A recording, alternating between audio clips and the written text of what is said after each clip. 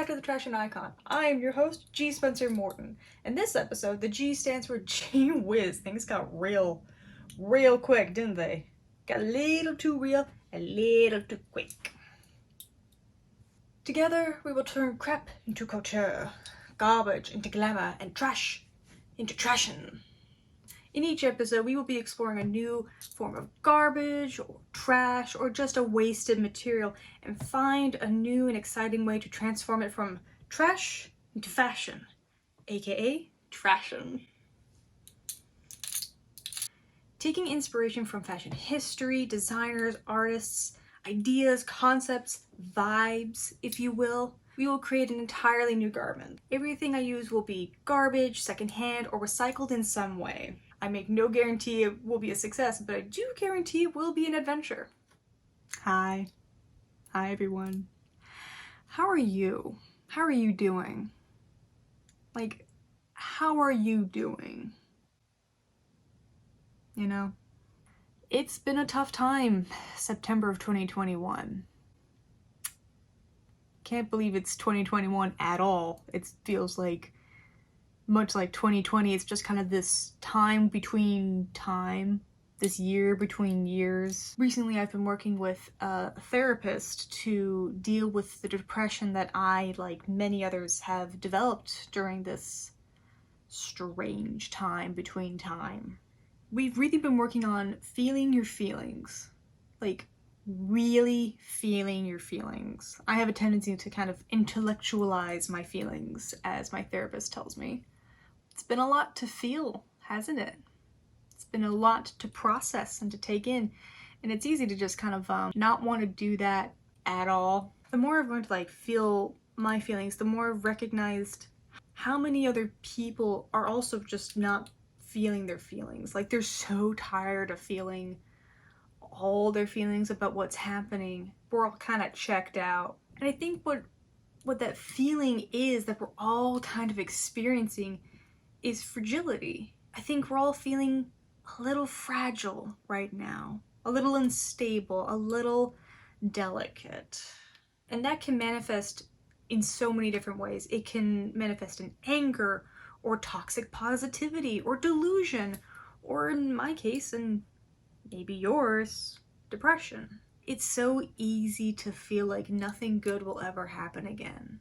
For me, when I actually sat down and listened to that sadness and that depression, it made it so much easier to carry, because it wasn't tugging at me. But that part of you needs that attention. That little tugging part of you is demanding your attention because it has something to tell you, and you have to pay attention because it's not just gonna go away. Sit with it and listen to it.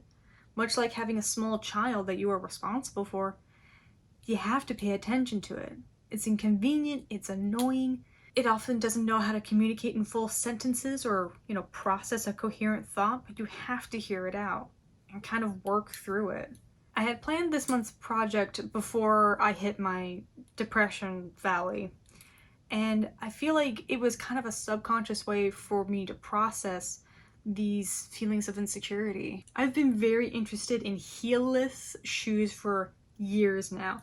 I first became familiar with this style of shoe when Lady Gaga was going through her radical footwear phase in the 2010s, when she was like going from being just kind of like a pop star to really using fashion as a way to express her artistry. While I was researching Lady Gaga's footwear journey, I actually found out that phase is very much inspired by Daphne Guinness, who is an icon, legend, star, musician, director, performance artist, fashion icon, and, as you may have guessed, the heiress to the Guinness fortune. She got money to burn, and boy does she burn it in style! Mwah! Love her.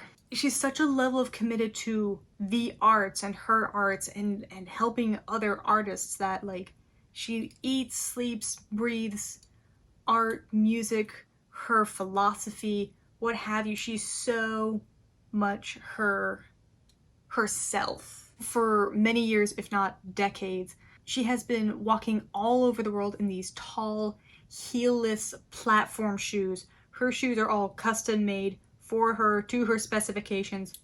I love it. She has said many times that she often falls over in these ridiculous shoes, but is committed regardless, and that is a level of badass I hope to achieve one day. She has been quoted in saying, "What is the taboo around falling down? You're supposed to feel embarrassed, but you know, gravity, man." And it's like, yeah. Daphne's argument for their wearability is really quite persuasive. "They're actually not that high," she said, referring to the minimal lift between the towering platform and the back of the foot. "When I'm in my shoes, I'm silent. I can run in these shoes. I can play tennis."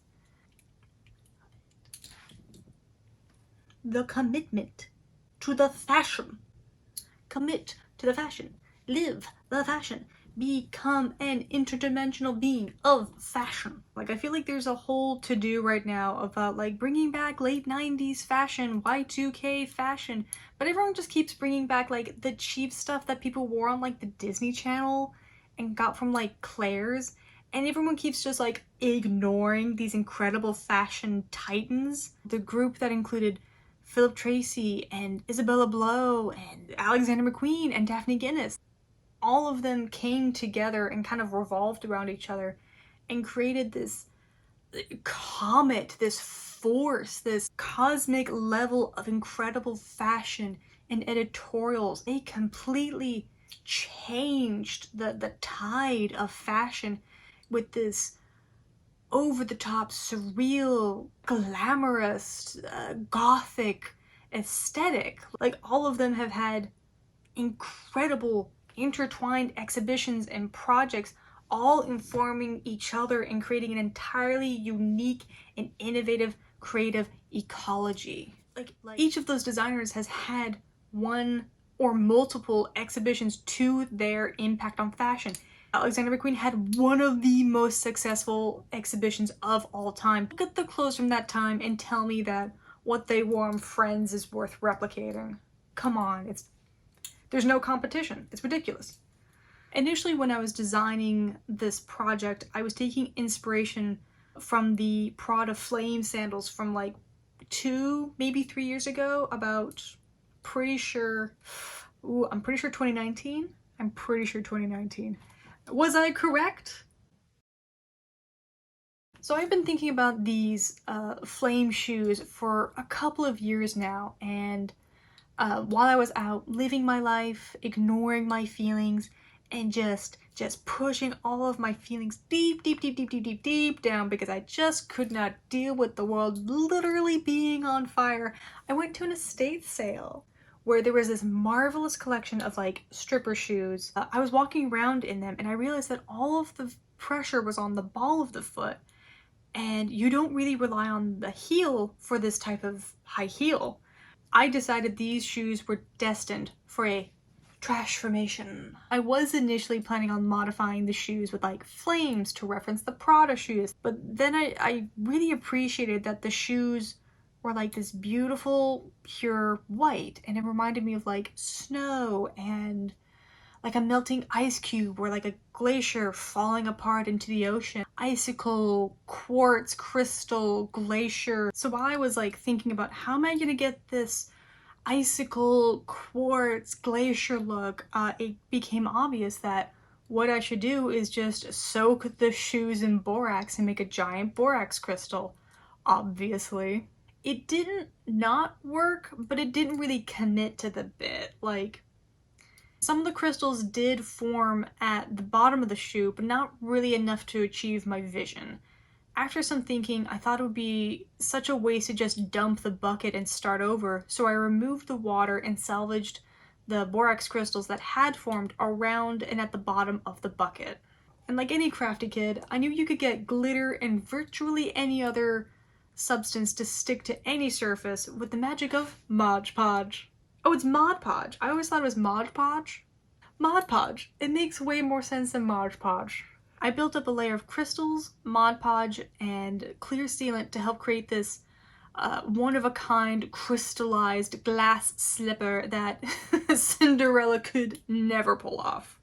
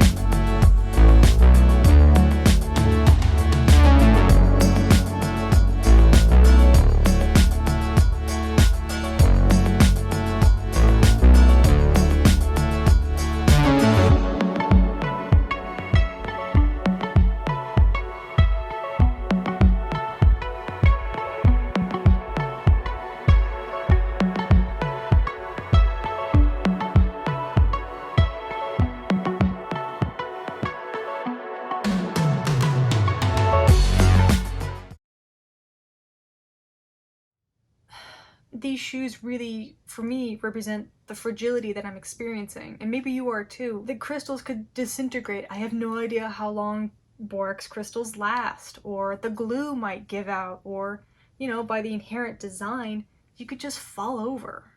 In its fundamental shape, it's very unstable. Like, you can walk with all the confidence in the world of Daphne Guinness and still fall over. But I really dig the idea of just not worrying about if they fall apart. If all the crystals shatter off, taking off all the rest of the crystals and covering the shoe with something totally new.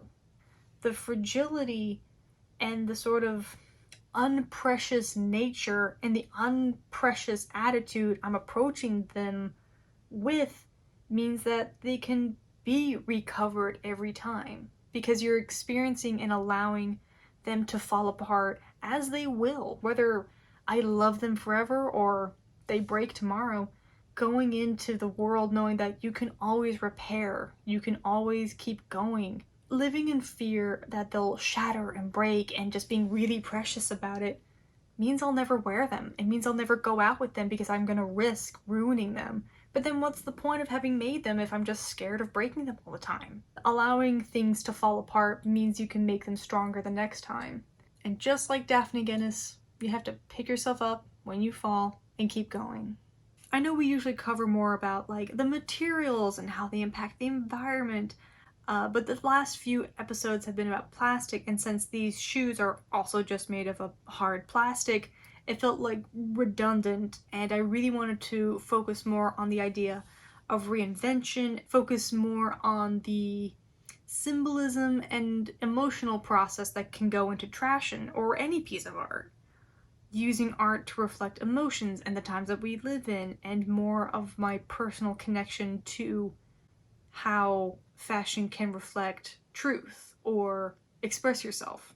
But also I wanted to invite you to use art as a way of processing these times. You know, I kind of made these subconsciously to process the concept of fragility or falling apart and being able to be okay with that. I hope you remember to be kind and patient and forgiving, not just of yourself, but of the people around you. But good things will happen again. Things will turn around. I know being in the now is currently not an ideal place to be, but there is nowhere else to be. I hope you enjoyed this episode and existential crisis on the Trashion Icon. I have been your host, G. Spencer Morton, the Trashion Icon, and I look forward to seeing you next time. And I hope you are okay with not being okay, because I'm still not okay. We're not gonna be okay for a while, but at least we can be not okay together. Bye.